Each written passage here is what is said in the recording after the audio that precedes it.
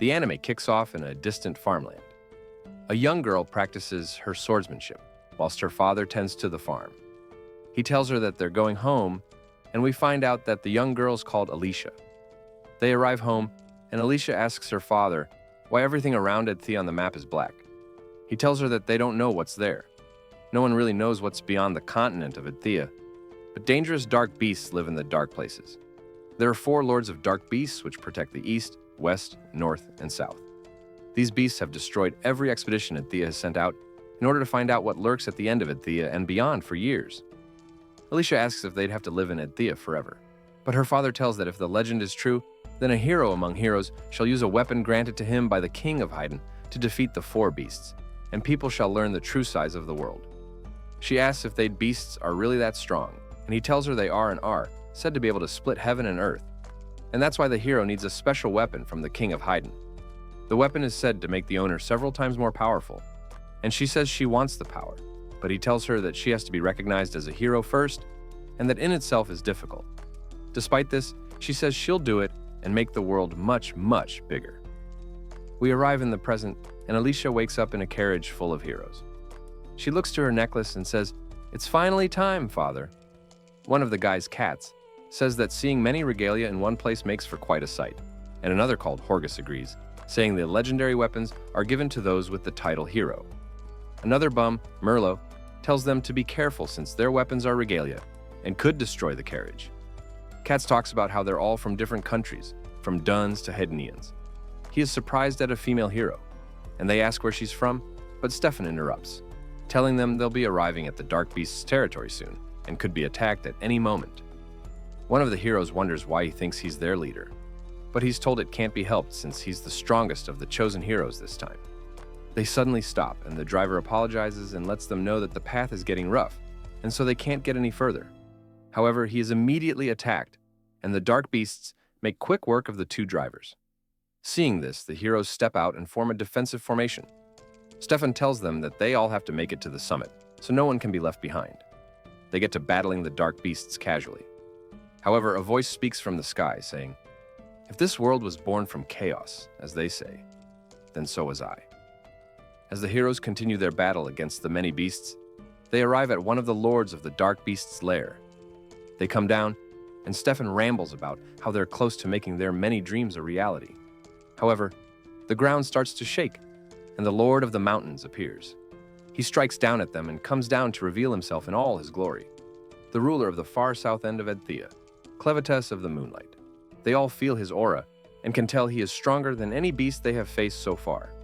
However, Stefan stands tall in the pride of knowing that he is among the 13 heroes chosen by the king of Haydn and swears to defeat him. They all charge in, but he is immediately obliterated. Clevites goes on to impale them from their shadows. However, Alicia picks up on it and tells them all to jump to avoid creating those shadows. They continue their attack, but are no match for him.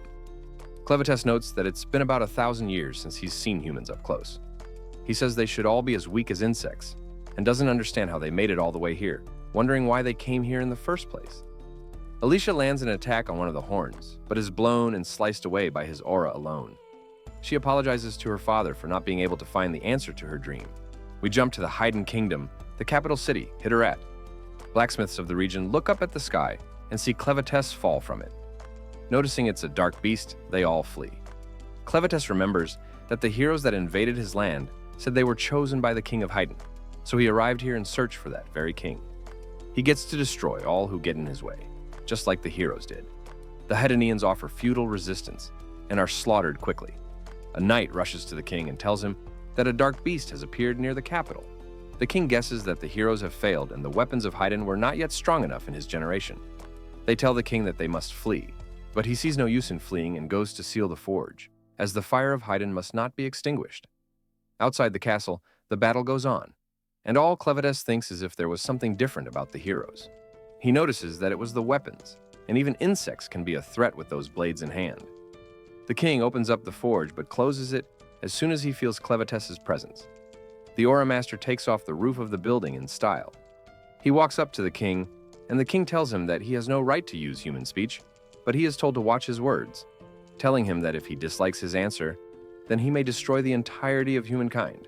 Not just Hedonians, but Duns, Orgites, Sladans, and Benti, all the nations and people of Ithia. He says that even if he were to destroy his nation, and him, if others are the same at heart, then more will come to destroy his land. So he wishes to know the true nature of humans, asking why they desired his death. The king responds and tells him that a beast couldn't understand and is swiftly killed in the process. Clevites walks back with the goal of creating an army to kill all humankind. He overhears a cry from a child and is told to wait and save the child by the dying woman. He wonders if the lady can see who he is, and tells her that he is Clevites and has decided to destroy all humans. He then tells her to hate the fact that she was born a human of Haydn. The lady tells him that the child can't pick where and when it's born, and no matter what awful things adults have done to him, it can't be a reason for the child to die. Clevites responds by saying, humans are humans, child or adult, and when he grows up, the child will take up the sword and come to harm dark beasts. He tells her to prove the child is worthy of life. She says she can't, seeing as she'll also die. However, the child will prove it on its own. She dies, and Clevites picks up the child. He is still uncertain. However, the life of a human is nothing but a moment for beings who live as long as he does. We're told that in the land of Ithia, there are 5 humanoid races. Duns, they're the greatest in number, and are skilled in architecture and tactics. They built 2 great nations that split the Dun plain at the continent's center, Eslin and Bolate. Next are the Orgites, brave people of the forest, as they excel in hunting and medicine. The third are the Sladans, an aquatic people, who are skilled in the arts of swimming and seafaring and dislike interaction with the other races. The fourth race are Benti, a barbarian race that live in the wastelands. They are powerful individually but lack cohesion. Lastly, the Hedonians. They are the oldest and most mysterious race, and theirs were the arts of refining and forging metal. Haydn was a small nation nestled in the mountains. They are the only ones who can make weapons from arcanite, and the only ones who know the techniques required are the royal family who live in the capital city of Hitteret. They have a long history of selling weapons to the Dun, and these days mixed bloods or half-Hedonians are the most common, so pure bloods are rare. This world stretches beyond the lands of Ithia, but these 5 nations know nothing of it, because outside the lands of Ithia live the dark beasts, and their 4 lords block the way. Back in the Luna Mountains, Clevites stops the beasts from eating the child, and then he wonders how the child will last in these conditions.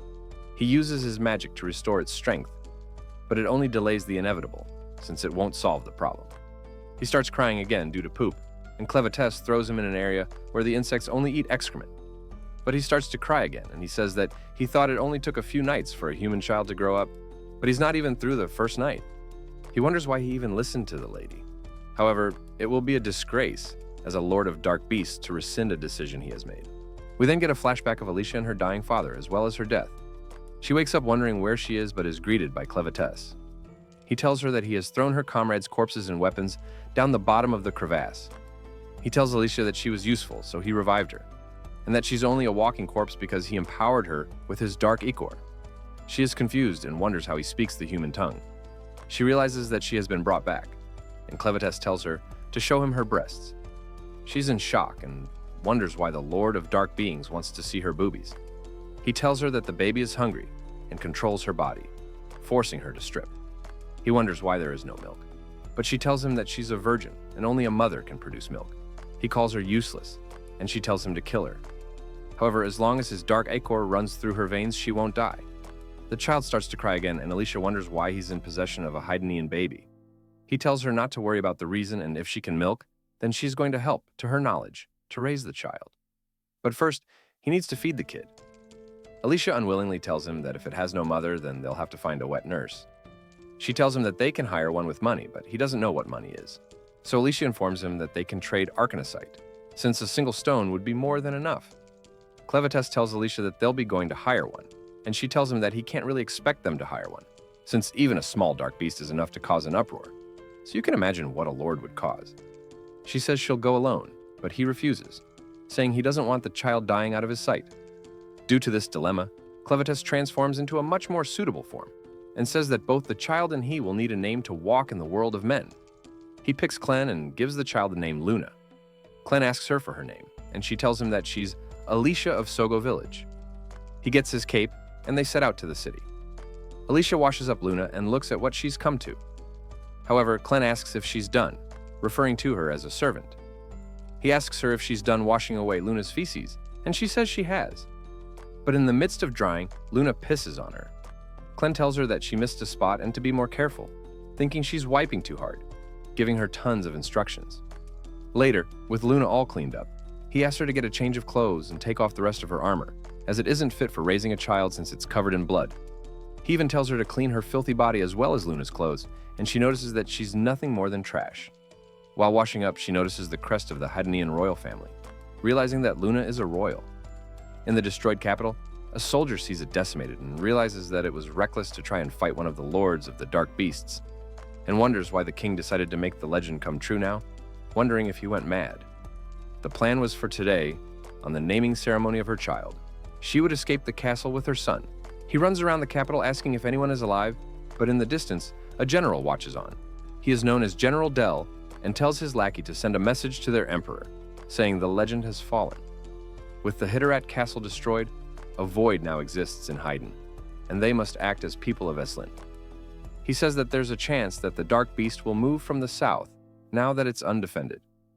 However, the most important thing is the secret behind arcanocite smithing, known only to the Hadenean royal family. Drell doesn't want any other country to steal it before they do, so he says he will return to the border and gather the armies, and tells his lackey to stay here and search for survivors of the royal family and its relatives, capturing them alive.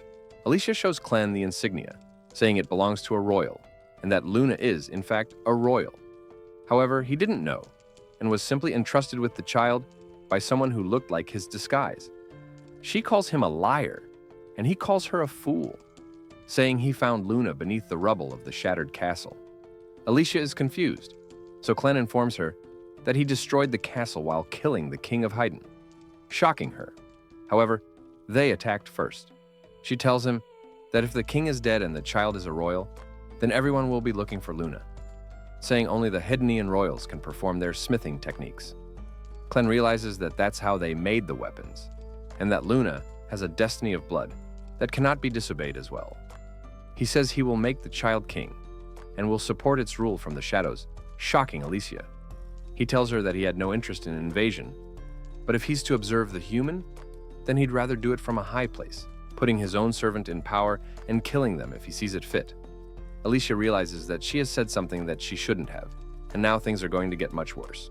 He tells her that it's time to set off, as there's a limit to what water and his magic can do, so they need to find a sufficient nurse, telling her to bring the stones.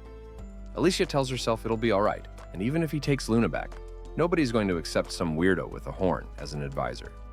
The Orgite people have horns, so it's not that rare. However, it won't happen unless someone can vouch for who he is, and she's sure he can't hide the horn. For some reason, Clevites is obsessed with Luna, and if she's taken or killed, he'll probably try to kill every last human, and she has to stop it as the last hero. Clen says she's slow, and a bandit creeps behind him and smacks him. Although he's stood for a minute, he falls down and bleeds, surprising Alicia. She's then knocked out too, wondering how since she's basically immortal.